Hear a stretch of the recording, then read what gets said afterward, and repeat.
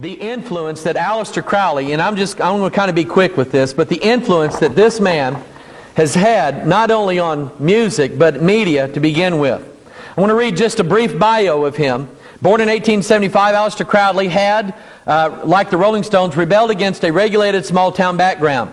He had been raised in Leamington, Warwickshire by parents who were members of a strict Christian fundamentalist sect. From an early young age, Aleister identified with the enemies of God in the Bible stories that were read to him. In particular, he identified himself with the Antichrist predicted in the book of Revelation. In 1898, he joined what's called the Hermetic Order of the Golden Dawn, a magical society. Most of Crowley's adult life was dedicated to indulging in everything he believed God would hate, performing sex magic, taking heroin, opium, hashish, peyote, and cocaine, invoking spirits, and even once offering himself to the Russian authorities to help destroy Christianity. He wrote volumes of books that he believed were dictated to him by a spirit from ancient Egypt called ayahuasca. He said, quote, to worship me, take wine and strange drugs, the Spirit conveniently told him. Lust, enjoy all things of sense and rapture. Fear not that any God shall deny thee for this. Few people realize that Aleister Crowley is not only the father of modern Satanism, but the father of modern culture as well. Crowley, whose house overlooked Loch Ness and was bought by guitarist Jimmy Page, has for good reason also been called the other Loch Ness Monster. Crowley, who in his book Magic had admitted to sacrificing hundreds of children to Satan, was run out of Italy and called by the press of his day the wickedest man on earth. Crowley claimed that a demonic spirit he later identified as Satan himself dictated a book to him in 1904 called the Book of the Law. Under the heading The Law of Thelema, the Book of the Law declares, this book lays down a simple code of conduct. Do what thou wilt shall be the whole of the law.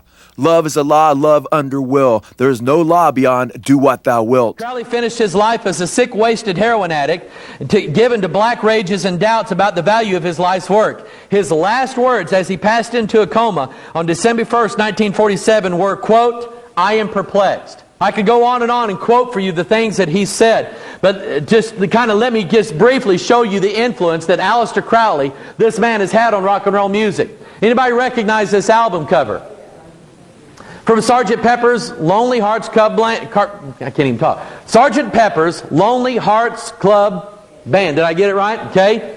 And this was when the Beatles were more or less into their prime. Okay, they had made it big, and if a Beatles album come out, everybody just went and got it. Okay, there at the center there, you see the Beatles there. There in the background is a group, and they explain this: a montage of people that have had an influence in their life or in their music. Can anybody see Aleister Crowley in here? Okay, I want to draw you close in, upper left-hand top row. There he is up there. Okay, they're saying that Aleister Crowley had an influence upon them and their music, and they're right, and I'll show you why here in a little bit. Ozzy Osbourne. Okay, he dedicated his whole album to Aleister. The Beatles, Sgt. Pepper Lonely Hearts Club Band. On the back of the Doors, you remember Jim Morrison with the Doors on the back of the number 13 album. Jim Morrison and the other members of the Doors are shown posing with a bust of Aleister Crowley. David Bowie referred to Crowley in his song Quicksand from the album The Man Who Sold the World. Graham Bond thought that he was Crowley's illegitimate son and recorded albums of satanic rituals with his band Holy Magic. Iron Maiden, remember that group? Their lead singer Bruce Dickinson said, quote, we've referred to things like the tarot and ideas of people like Aleister Crowley and their music. Darrell Hall of the rock and roll duo Hall & Oates admitted that he follows Crowley. He said, I quote, I became fascinated with Aleister Crowley, the 19th century British magician who shared those beliefs. I was fascinated by him because his personality was the late 19th century equivalent of mine, a person brought up in a conventionally religious family who did everything he could to outrage the people around him as well as himself. It goes on to talk about Sting, a group called the Dead Boys and Lords of the New Church. Marilyn Manson's song Misery Machine contains the lyrics, we're going to ride the Abbey of Thelema. The Abbey of Thelema was the temple of Satanist Aleister Crowley. So the influence that this man has had on music and media together, just boggles and staggers the mind, okay? So I just want you to understand this. So Aleister Crowley is the guy that said that as a Satanist or a follower of witchcraft, you should learn to do things backwards. including talk backwards, write backwards, and even play phonograph records backwards. He said as a Satanist, these are the things that you learn how to do. Crowley, like many sorcerers, expressed an interest in backwards phenomena. For example, in his most famous work, Magic in Theory and Practice, he encourages his disciple to train himself to think backwards by external means, as set forth here following. Let him learn to write backwards. Let him learn to walk backwards. Let him constantly watch, if convenient, films and listen to records reversed. Confirmation that backwards phenomena is characteristic of satanic religion comes from respected British criminologist Henry Rhodes. In a book detailing the spiritual roots of modern crime, he describes the rituals surrounding a satanic mass. The priest so times his mass that it shall end on the stroke of midnight. His server is a woman with whom he should have been intimate. Prayers are said backwards. In fact, backward phenomena is quite common throughout the occult world and in the lives of those who have been affected by its power. Had they known this, the police officers who discovered the backward writing in Tommy Sullivan's personal notebook would not have been surprised. Earlier in this presentation, we noted within rock and roll 2 examples of backward recording, commonly known as backmasking. Now, the first time I saw this, and I've had, what I'm going to introduce here in a minute is backward masking in music. Crowley's the one that got this started. Does it have any influence on our society? Well, let me just tell you this. That number one, anything that the devil says you do, you don't do. Amen? If the devil says that we ought to do this, I mean, something that just ought to just make you stand up and say, you know, maybe I shouldn't have any part of this. And there's another thing here, and well, if I can just find all my notes and sheets, I'll be doing all right. Actually, there is a whole science that is based upon what's called reverse speech. And I found this from a website. You can go to www.reversespeech.com. You might want to write that down. And take a look at what this company does. This company specializes in reverse speech. It's a whole new thing that they go on, and basically what their premise is, it says if human speech is recorded and played backwards, mixed amongst the gibberish, at regular intervals can be heard very clear statements. These statements usually are in short sentence form and are nearly always related to the forward speech. It appears constantly throughout language, so much so in fact that it is believed to be a natural process of our speeches. Their application of this is on the surface level. It can act as a truth detector, as reverse speech will usually correct the inconsistencies of forward speech. If a lie is spoken forwards, the truth may be communicated in reverse. Let me tell you some of the applications that this company is training top executives that when a company is negotiating some sort of deal, whether it's a merger or they're negotiating contracts with people, they'll record the negotiating sessions and pay close attention to what's being said by the opposing party. And they have people that are trained to play what has been recorded and said backwards, because they claim that they can hear words that go along with what's been said forwards that actually are a true indicator of what the person, you know, in a negotiation, you know, it's like playing poker. You never tip your hand all at once, right? Well, they're saying that they can use reverse speech as an advantage to hear what the opposite side did not want them to hear in their forward speech.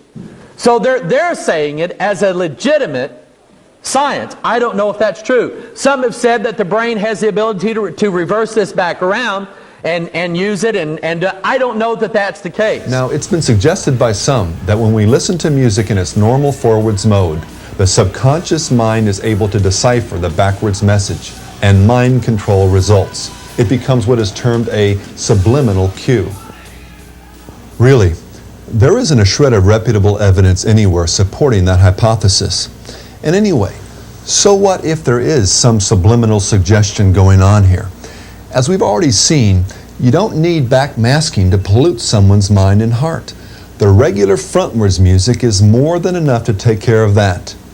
The real question we need to ask here is not, can a listener subconsciously hear a backmasked message? But instead, how did it get there? There are 3 possible explanations. Number 1, that it's intentional, that like the first type of backmasking, the artists or engineers are intentionally hiding messages in the music. Another way of doing backward masking is to actually record something forward and then play it in reverse on the album. Each has been of the same variety, where the artist or the engineer has simply reversed a vocal track and then mixed it in with the rest of the music. Now, it's easy to pick out this type of backmasking when listening to a record forwards, which is still, presumably, the preferred method of enjoying music. The backmasked section makes virtually no sense forwards and also has a distinctive atonal sound. But now consider the second type of backmasking. With this variety, the vocal track makes sense both ways. When you listen to the music forwards, you hear one message. When you listen to it reversed, however, you hear something entirely different. We must remember here, however, that the vocal track makes sense forwards as well as backwards. For it to be intentional, the vocalist would have to sing just the right lyrics and in just the right way, and nobody's that smart, as a number of musicians and producers have testified. Number two, that it's just an accident, a quirk of musical fate. Well, not only are the mathematical probabilities of this absurd, but the fact that virtually every example of this type of backmasking conveys a message that is intrinsically demonic even further disproves this hypothesis. Really, the only workable explanation is our third choice, that it's spiritual, that outside intelligent forces with supernatural power are occasionally able to play an artist much like we would play a musical instrument. What I do know is what Aleister Crowley said, and here is what the Bible said about things that are backwards. Notice what the Scripture says. Psalm 40:14. Let them be ashamed and confounded together that seek after my soul to destroy it. Let them be driven where? Backward, and put to shame that wish me evil. Isaiah 1:4, Ah, sinful nation, a people laden with iniquity, a seed of evildoers, children that are corrupters. They have forsaken the Lord, they have provoked the Holy One of Israel into anger, and they are gone away, how? Backward.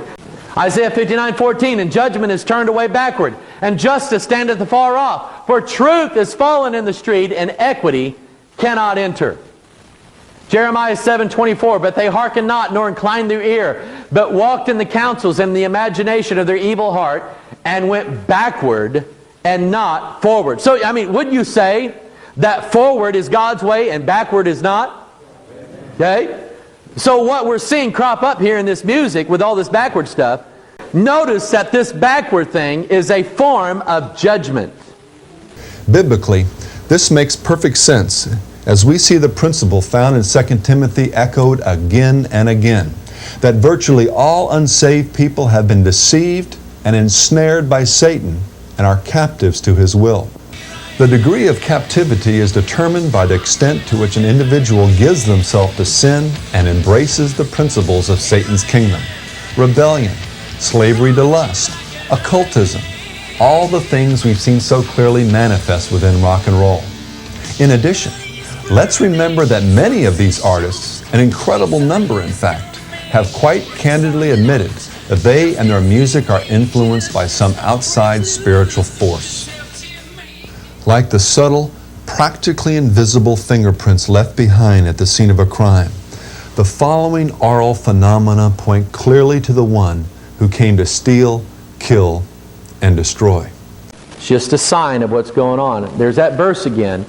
Thou hast forsaken me, saith the Lord, thou art gone backward. Okay? It's a form of judgment. We are seeing in our lifetime God's judgment being poured out upon a wicked nation, so that even in our entertainment we are delighting in things that are backward and reversed against God's way.